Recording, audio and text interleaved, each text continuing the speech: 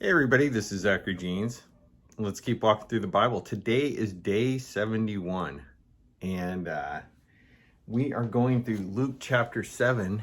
We're going to be verse 1 through 35. And before we get going, though, let's talk to God, okay? Lord, please give us discernment. Please help us know when it's breaking your rules and your guidance, and when it's like David eating the showbread in front of in the presence bread. God, give us that kind of discernment, Lord. We need your discernment. Help us see clearly what things actually are. Help us hear your signal through the noise. Lord, we ask this in your holy name, Jesus. Amen. All right. I hope you have a cup of coffee. Unless, of course, you're going to bed and you're watching this before you sleep. Then again, I can drink coffee until I go to bed.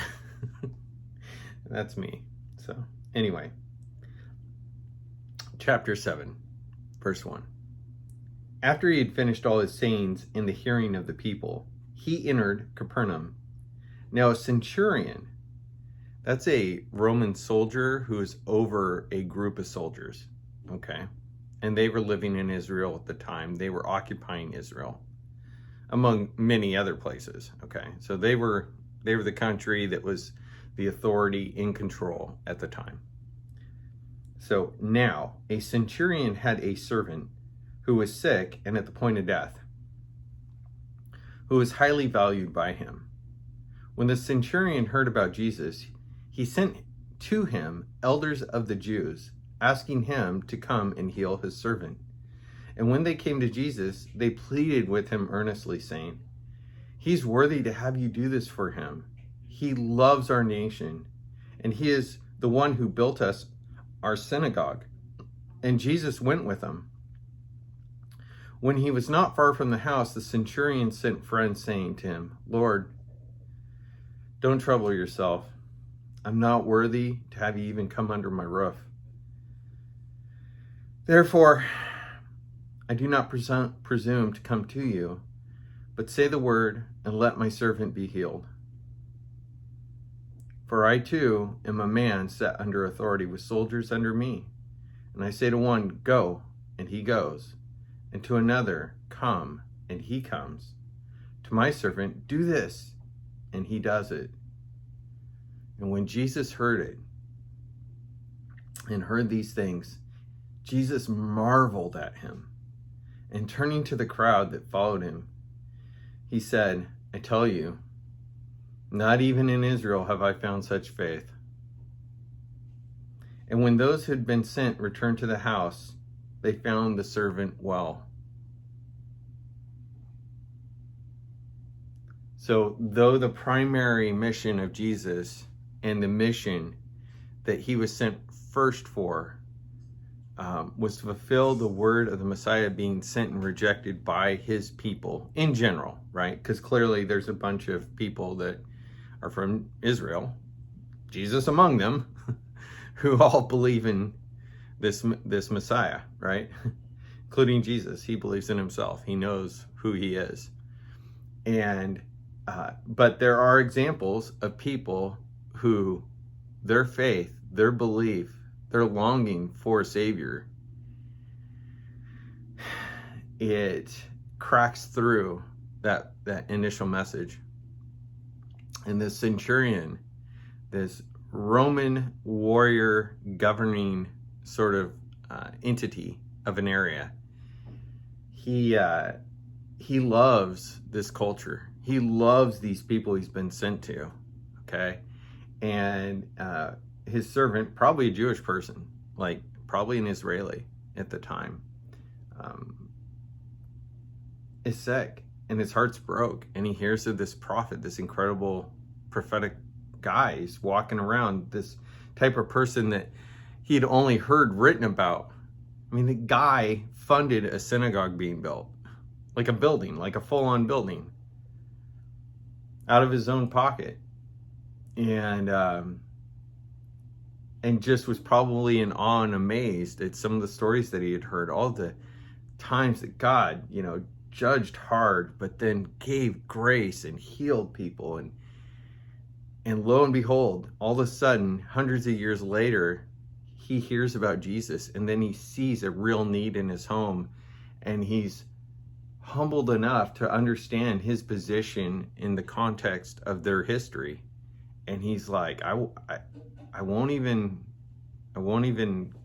get in your presence. I know that that's, probably not a good thing.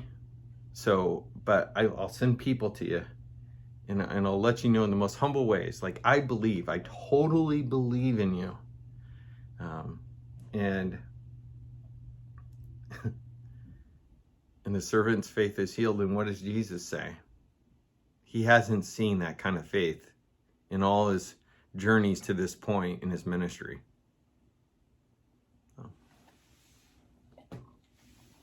Soon afterward, he went to a town called Nain, and his disciples and a great crowd went with him. And he drew near to the gate of the town. And behold, a man who had died was being carried out, the only son of his mother, and she herself was a widow, and a considerable crowd from the town was with her. And when the Lord saw her, he had compassion on her, and he said to her, "Don't weep." Then he came up and touched the bier, and the bearers stood still, and he said, "Young man, I say to you, arise." And the dead man sat up and began to speak. And Jesus gave him to his mother. Fear seized them all, and they glorified God, saying, "A great prophet has risen among us, and God has visited his people." And this report about him spread through the whole of Judea, and all the surrounding country. So this is the only place, by the way, where this particular story is recorded. And so you have the little girl who's raised, and you have this boy, the widow of Nain, the boy. He's a young man, probably, and then of course you have his clothes stinketh, Lord. He's been in there for 3 days. Mary and Martha's brother. Okay. You know him. Lazarus. Okay. Your Jeopardy question is over. So anyway, but 3, raising from the dead. And then you have Jesus. So, but to be fair, not every miracle is recorded in the Bible, the Testament or the Gospels of Jesus, or in the letters that refer back to his ministry. The thing that John says at the end of his gospel is, and it was the last gospel written, is that if they were to have written down everything that Jesus did and said, like during his ministry on earth, just 3 years, like, he makes this statement, like all the books in the world couldn't fill all the things that he did. It's an exaggeration, but the point is even if you were to journal out your day and write all your thoughts about your day and what happened, some people want me to write down write a book about all the stories I have from driving Lyft. I'm almost at 20,000 rides. Or people asked me to write a book about all my adventures around doing Salesforce stuff, traveling the world and meeting people and all the adventures I had. And I mean, just to do a book about a section of life in my little life, I can't even imagine. I mean, how much would you leave out? All of it, like almost all of it. You just have little tiny little nail, thumbnail of your life, let alone Jesus, right? But we have him in compassion. His heart moves and he heals this boy. She didn't ask him. His heart moved. And sometimes that happens. But let me show you how Luke contrasts that here, okay? He's going to contrast that. The disciples of John reported all of these things to him, right? The healings and the raising of the dead. And John, calling 2 of his disciples to him, sent them to the Lord, saying, "Are you the one who is to come, or shall we look for another?" And when the men had come to him, they said, "John the Baptist has sent us to you, saying, 'Are you the one who is to come, or shall we look for another?'" In that hour, he healed many people of diseases and plagues and evil spirits, and on many who were blind, he bestowed sight. And he answered them to him, "Go and tell John what you have seen and heard. The blind receive their sight, the lame walk, lepers are cleansed, and the deaf hear.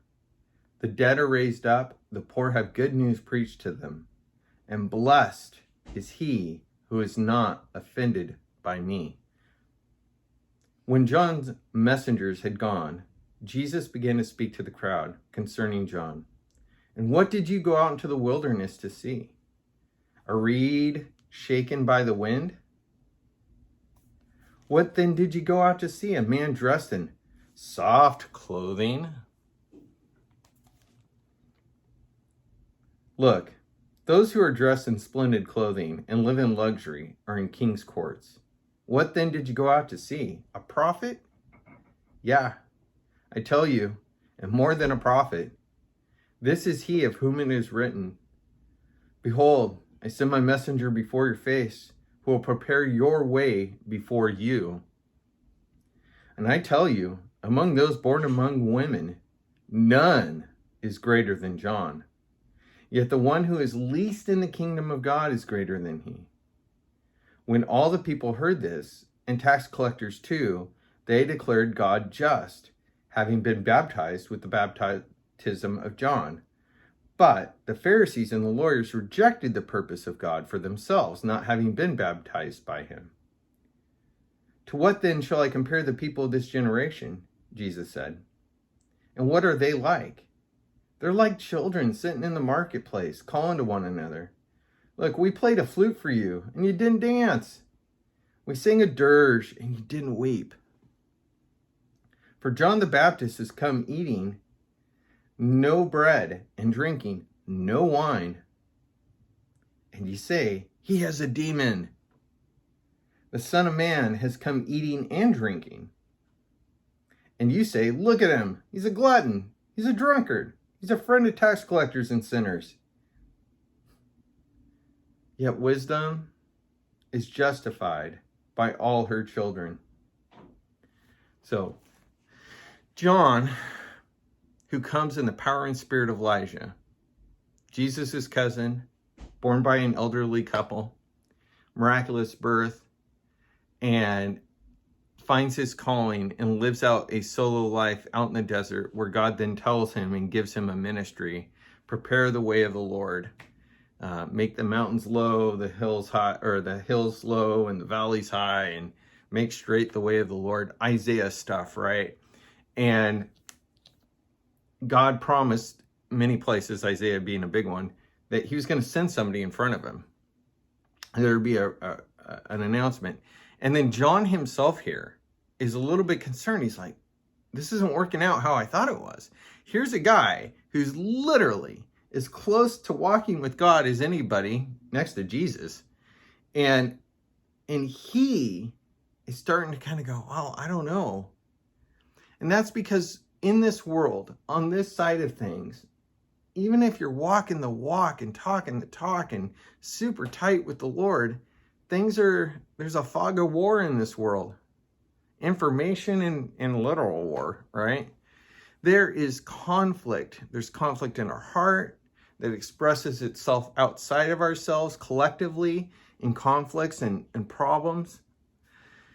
This world is a messy place, and John the Baptist was having a hard time seeing. So while these two disciples of John, these followers of John, were letting Jesus know, Jesus went ahead and acted out in his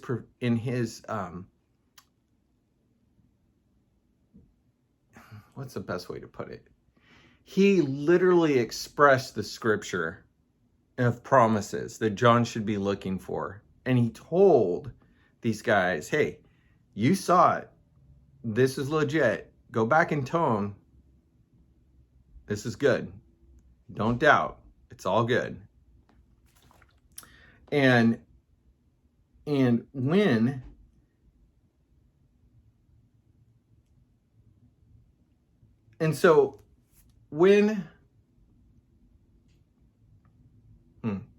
what's the best way to say this?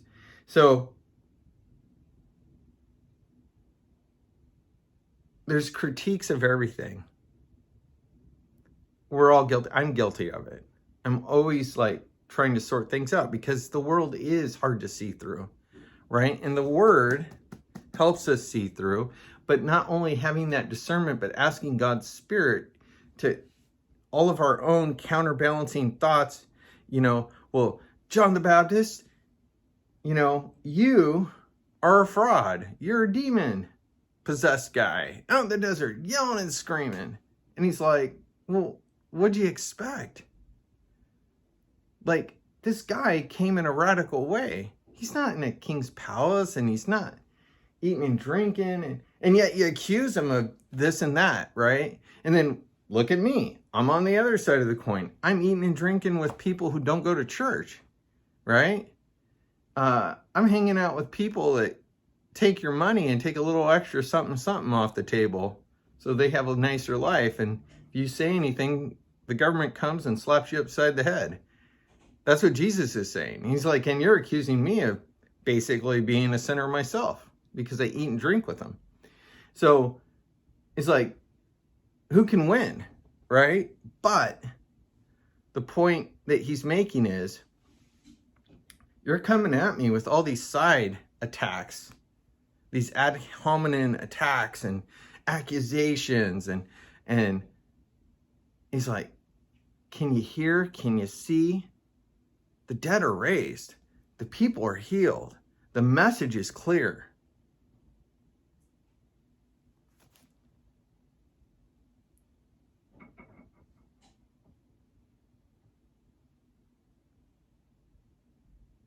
One more thing. So I know that in my sphere of people, there are people out there that, are really heavy into the dispensational stuff. And this passage, is one in particular that that hermeneutical tradition that suggests that, there are cutoff points for certain expressions, dispensations, giving of God's truth and grace, okay? And John the Baptist is the cutoff point, okay? So among those born among women, there's nobody that's been greater than John the Baptist. So he's saying, prior to him, add them up, Isaiah, Elijah, Elisha, King Solomon, King David, all of these faithful, heroes of the faith, ones that we don't even know the names of, right? He's the guy. He walked the talk. He believed the belief. He was empowered by God for the most important message. And at his point, then going forward with the anointing of Jesus, then we go into the new dispensation. And really, it's not even totally true, because getting to a finer point, his life and ministry was a ministry to the Jewish people, the dispensationalists would say. And really, it's the beginning of Paul's ministry, and those that ministered to the Gentiles, the non-Jewish people, where a dispensation of the gospel grace in the church then begins, okay? What I would say is this, is you can chop up history this way, biblical history. You can, and you can begin to see things. But here's the thing, you're overlaying an concept, and then you begin to sort things out, trying to make it all make sense. And the truth is, when you get to certain places in Scripture, one being Revelation, it all starts to break down. One of the biggest Bible teachers of dispensation in our area had a crisis at the end when he realized, oh my goodness, I don't know that the Bible teaches what I've been teaching for decades. I'm not naming names. The point is John the Baptist was a believer, just like every other believer up to that point, with what gospel truth, what promised truth that they had. And everybody during Jesus's life, that's all you got. And then when you got the apostles, that's all you got. And then you had the writings of the apostles, and then you had the testimony and lives of the people that lived by faith around you to believe, right? Our life is a testimony, as well as the book, as well as the lives of those that are written about in the book. So does that mean that everybody's life is as true as this book? Well, no, that's not the point. But our lives testify to the truth of what this book says, right? And we're imperfect examples of it, right? Because we're not absolute holy expressions, pure expressions of who Jesus is. But you begin to see it as somebody follows him, right? You begin to see it in the words that they speak and when they make decisions to turn the other cheek when they're attacked, or when they choose to love somebody who is very hard to love, when there's no reason they should, right? Or they give to something that you're like, man, you're just throwing your money away. Or they choose not to sleep with, the hot guy or the hot gal that, they have an opportunity at the bar, right? Like, they choose God instead of themselves in this world. And this word endures. And it will. And in fact, I will close with this. Jesus says that heaven and earth will pass away, but his words will never pass away. They'll pass straight through. And it says that everyone in Christ will pass through that fire, that conflagration of reality. So anyway, that's out of scope of what we're talking about. But the point is I think getting in on John the Baptist and his doubt, and then Jesus saying, well, look, no, don't doubt John. And by the way, everybody, this guy, and then he's not just going, oh, I'm going to make a declaration of the dispensational line in the sand of history and time, right? I'm drawing a line, a dispensation. No, that's not what Jesus is doing there. That's us trying to make sense of a complex book that speaks grand things in simple ways, and then as you peel them down, they're very complex. There's always more to learn. We're trying to overlay our filters on it, and it's really hard to do that. So use filters, use frameworks till they're helpful.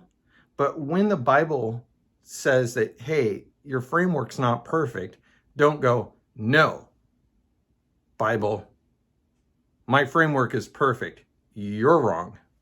That's where we go wrong. That's where people go wrong. When your framework tells the Bible it's wrong, and you have to contort and twist it around and make excuses for it to make your framework work, whatever it is, and I'm picking on the dispensationalists, whatever framework you're in, it's always the framework which loses the battle, the argument with the text, okay? The text is always right, not your idea of what the text should say. So anyway, I digress. There's a lot of digressing today. Anyway, God bless. Love you guys. Tomorrow's day 72. I'll talk to you soon. Bye-bye.